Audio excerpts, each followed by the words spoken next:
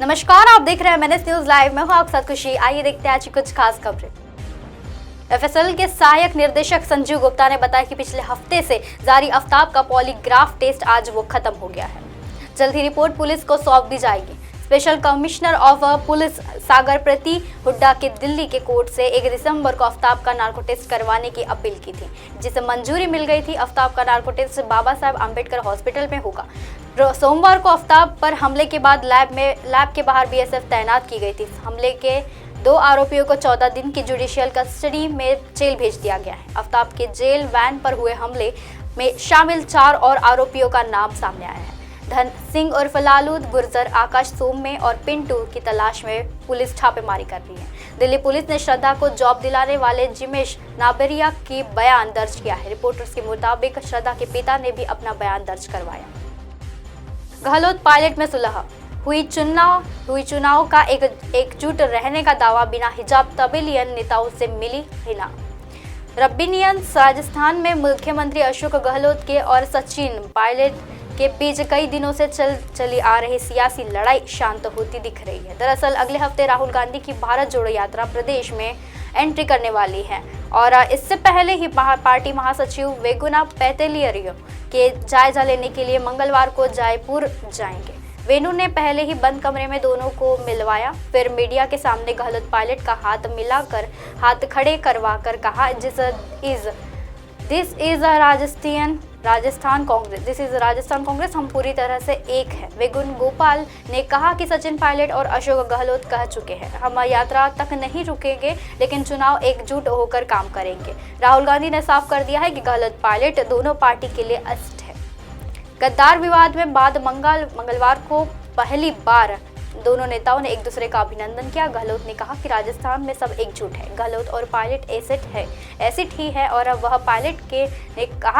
Pilot ने भी कहा कि सभी मिलकर पार्टी को मजबूत करेंगे। हम उसका कोई नहीं। हुकूमत से अब अब्दुल एयरपोर्ट पर हिना को रिसीव करने पहुंचे तो अपने पुराने ग्लैमरस अंदाज में ही थी। हिजाब पहना तो दूर, हिना ने अपना सिर पर दुपट्टा भी नहीं डाला था। इसके बाद जब वो डेलिशियन लेवर की बातचीत और फॉरेंसिक मिनिस्ट्री पहुंची, तब उन्होंने तालिबान नेताओं के सामने बैठकर बातचीत की। इस दौरान उन्होंने भी किसी भी तरह का पर्दा नहीं किया। बता दें कि अफगानिस्तान में महिलाओं पर सख्त पाबंदियां हैं, जहां लड़कियों के स्कूल और कॉलेज जाने पर भी पाबंदी है।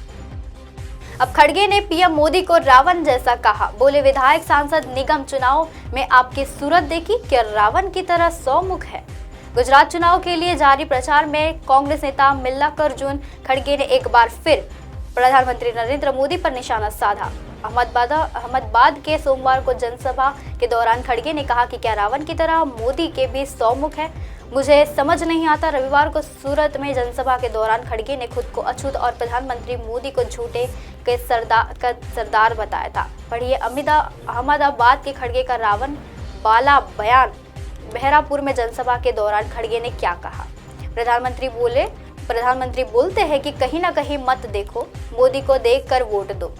कितनी बार तुम्हारी सूरत देखे, हमने कोऑपरेशन चुनाव में तुम्हारी सूरत देखी, MLA चुनाव में तुम्हारी सूरत देखी, MP इलेक्शन में भी सूरत देखी। हर जगह पर क्या रावण की तरह आपके 100 मुख है, मुझे समझ नहीं आता। संबित पात्रा ने भी कहा कि ये सिर्फ PM नहीं, देश का अपमान। गुजरात और भाजपा IT सेल के प्रमुख अमित मालवीय ने मंगलवार को कहा कि खड़गे गुजरात विधानसभा चुनाव का प्रेशर नहीं सह पाएंगे।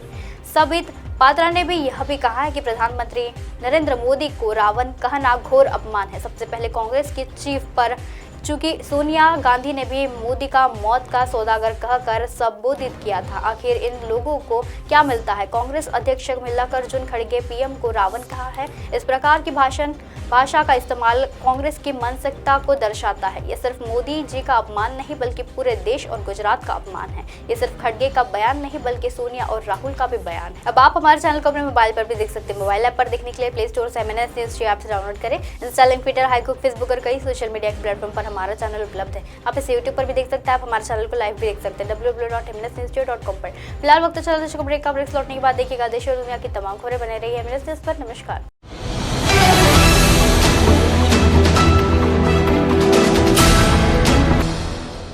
ये है MNS न्यूज नेटवर्क और आप देख रहे हैं MNS न्यूज।